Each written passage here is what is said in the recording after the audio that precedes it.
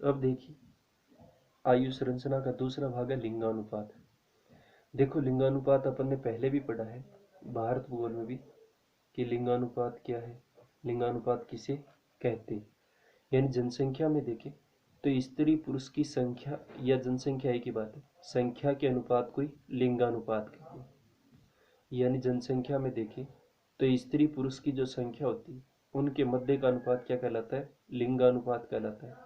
या जनसंख्या में देखें स्त्री पुरुष की जनसंख्या का जो अनुपात होता है वो क्या कहलाता है, लिंगानुपात कहलाता है। और लिंगानुपात ज्ञात करने हेतु प्रति हजार पुरुषों पर स्त्रियों की संख्या क्या की जाती है, गणना की जाती है। यानी 1000 पुरुषों पर देखें तो स्त्रियों की संख्या क्या कहलाती है, लिंगानुपात कहलाती है। ये अपन ने पहले ही पढ़ा है कि लिंगानुपात क्या है कि जनसंख्या में देखें स्त्री और पुरुषों की संख्या का जो अनुपात होता है वो क्या कहलाता है, लिंगानुपात कहलाता है। या लिंगानुपात में देखें तो ज्ञात करने हेतु प्रति हजार पुरुषों पर स्त्रियों की संख्या क्या की जाती है, गणना की जाती है। यानी 1000 पुरुषों पर स्त्रियों की संख्या क्या कहलाती है, अनुपात लिंगानुपात कहलाता है। विश्व के कुछ देशों में देखें तो निम्न सूत्र द्वारा लिंगानुपात ज्ञात किया जाता है, जैसे पुरुषों की जनसंख्या बटे स्त्रियों की जनसंख्या गुणा हजार। यानी कुछ देश देखें तो इस सूत्र को भी काम में लेते लिंगानुपात ज्ञात करने के लिए कि पुरुषों की जनसंख्या बटे स्त्रियों की जनसंख्या गुणा हजार। जबकि भारत में सूत्र काम में लेते हैं बढ़ाए स्त्रियों की जनसंख्या ऊपर नीचे, पुरुषों की जनसंख्या भाग गुणा हजार। अगर सीधा प्रश्न आए कि लिंगानुपात ज्ञात करने का सूत्र लिखिए, एक नंबर का आता है तो भारत का लिखना आपको कि स्त्रियों की जनसंख्या बटे पुरुषों की जनसंख्या गुणा क्या होता है, हजार होता है। अगर पूछ ले विश्व में लिंगानुपात ज्ञात करने का सूत्र लिखे तो ये लिखना ऊपर वाला पुरुषों की जनसंख्या बटा स्त्रियों की जनसंख्या गुणा हजार। और अगर सीधा ही प्रश्न आए कि लिंगानुपात ज्ञात करने का क्या लिखे, सूत्र लिखे, तो यही लिखोगे स्त्रियों की जनसंख्या बटे पुरुषों की जनसंख्या गुणा हजार। यानी लिंगानुपात क्या होता है, जनसंख्या में स्त्री पुरुष की संख्या के बीच क्या होता है, अनुपात को लिंगानुपात कहते हैं।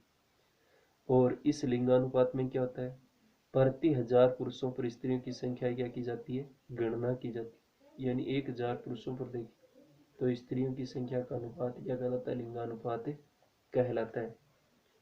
और इसमें ये भारत वाला याद करना है, विश्व का पूछ ले तो विश्व का लिखना पड़ेगा। अगर पूछ ले विश्व का लिंगानुपात याद करना है सूत्र लिखिए तो पुरुषों की जनसंख्या बटे स्त्रियों की जनसंख्या गुणा हजार। अगर भारत में पूछ ले किस सूत्र द्वारा लिंगानुपात भारत में किस सूत्र द्वारा लिंगानुपात ज्ञात किया जाता है, तो स्त्रियों की जनसंख्या बटे पुरुषों की जनसंख्या गुणा हजार, जो भारत का अपन ने पढ़ा है। और अगर सीधा यही कि लिंगानुपात ज्ञात करने का सूत्र लिखिए तो लिंगानुपात स्त्रियों की जनसंख्या बटे पुरुषों की जनसंख्या गुणा 1000।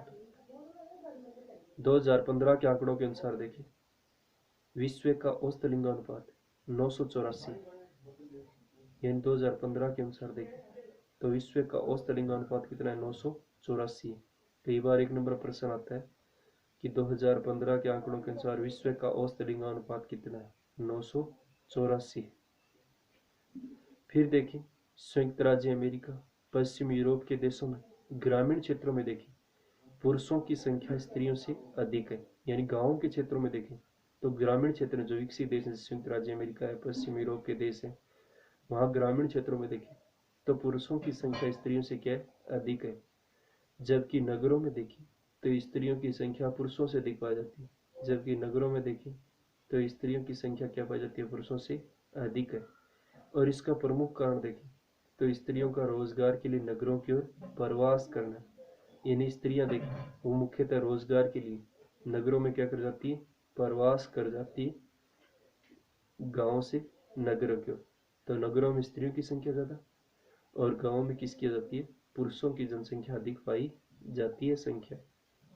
यानी कई बार छोटा प्रश्न ये आता है कि संयुक्त राज्य अमेरिका, पश्चिमी यूरोप के जो देश हैं इनमें देखें तो ग्रामीण क्षेत्रों में स्त्रियों की संख्या अधिक क्यों पाई जाती है, ग्रामीण क्षेत्र में पुरुषों की संख्या क्यों पाई जाती है, क्योंकि ग्रामीण क्षेत्रों में देखें तो पुरुष क्या होते हैं, अधिक, वो पुरुषों की संख्या स्त्रियों से क्या पाई जाती है, अधिक पाई जाती है। जबकि नगरों में देखें तो स्त्रियों की संख्या पुरुषों से क्या पाई जाती है, अधिक पाई जाती है।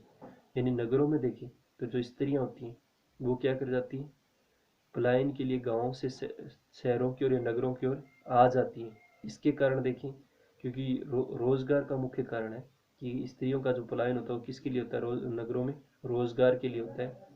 तो शहरों में देखें, नगरों में देखें स्त्रियों की संख्या बढ़ जाती है, और गांवों में देखें तो किसकी जनसंख्या अधिक हो जाती है, पुरुषों की संख्या अधिक हो जाती है। तो यही देखना है कि संयुक्त राज्य अमेरिका या पश्चिम यूरोप के देश देखें तो ग्रामीण क्षेत्रों में पुरुषों की संख्या स्त्रियों से क्या है, अधिक है। यूरोप अमेरिका के देश देखिए, यहाँ ग्रामीण क्षेत्रों में देखें तो पुरुष अधिक है स्त्रियों से, जबकि नगरों में देखें तो स्त्रियों की संख्या क्या है, अधिक है। इन नगरों में देखें तो स्त्रियां क्या है, अधिक है, पुरुष क्या है, कम है।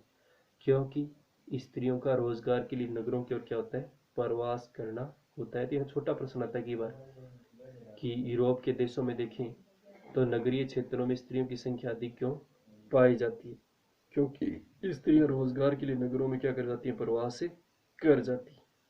तो ये अपना लिंगानुपात, या तो लिंगानुपात किसे कहते हैं जो अपन भारत भूगोल में पढ़ा है कि जनसंख्या में स्त्री पुरुष की संख्या के अनुपात को क्या कहते हैं, लिंगानुपात कहते हैं। और लिंगानुपात ज्ञात करने का सूत्र क्या होता है, प्रति 1000 पुरुषों पर स्त्रियों की संख्या क्या की जाती है, गणना की जाती है।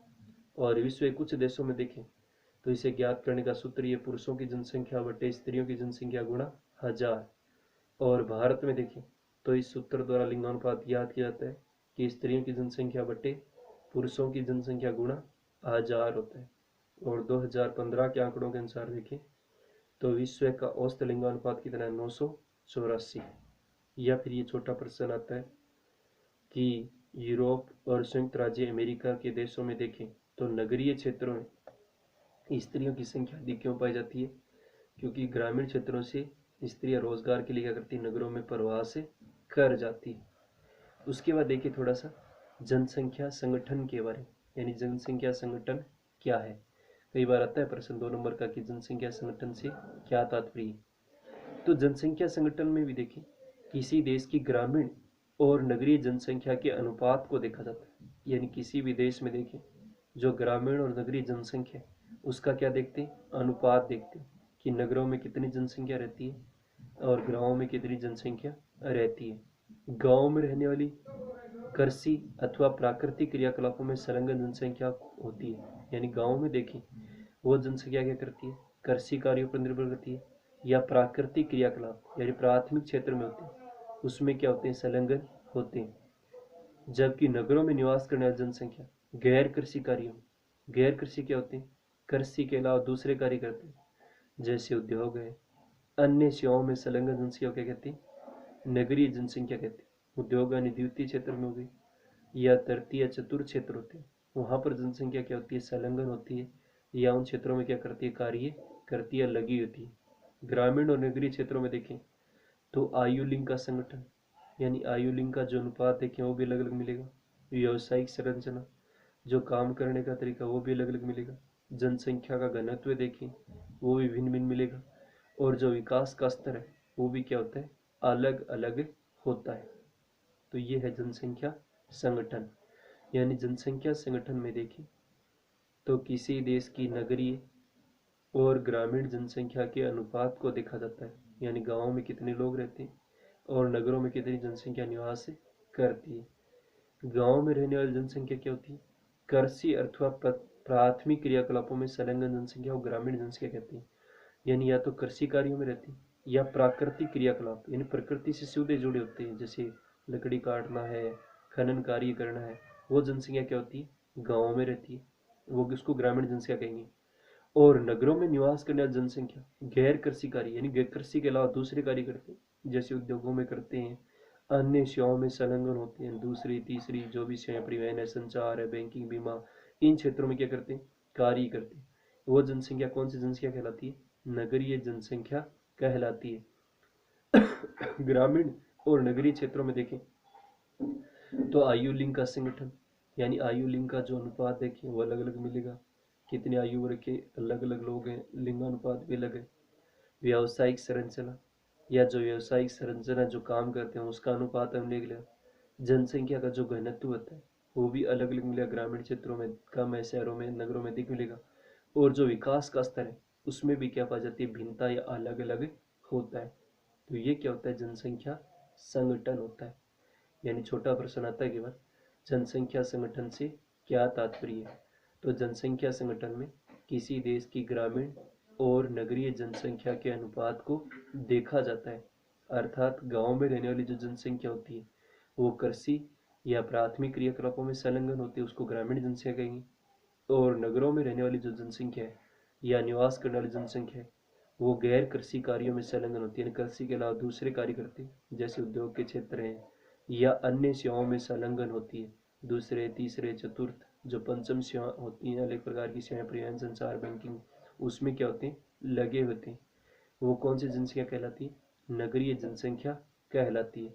और ग्रामीण और नगरीय क्षेत्रों में देखें तो आयु लिंग संगठन, यानी आयु और लिंग जो अनुपात है, व्यवसायिक संरचना है, जनसंख्या का जो घनत्व है और विकास का जो स्तर होता है वो क्या होता है, अलग अलग होता है। तो यह जनसंख्या संगठन याद करना है, लिंगानुपात याद करना है। अगर सीता पूछे कि लिंगानुपात याद करने का सूत्र लिखे तो भारत वाला लिखना है, स्त्रियों की जनसंख्या बटे पुरुषों की जनसंख्या गुणा 1000। और एक ही लाइन याद रखनी है कि 2015 के आंकड़ों के अनुसार देखें तो विश्व का औसत लिंगानुपात 984 है, यानी 1000 पुरुषों पर देखें तो स्त्रियों की संख्या कितनी है, 984।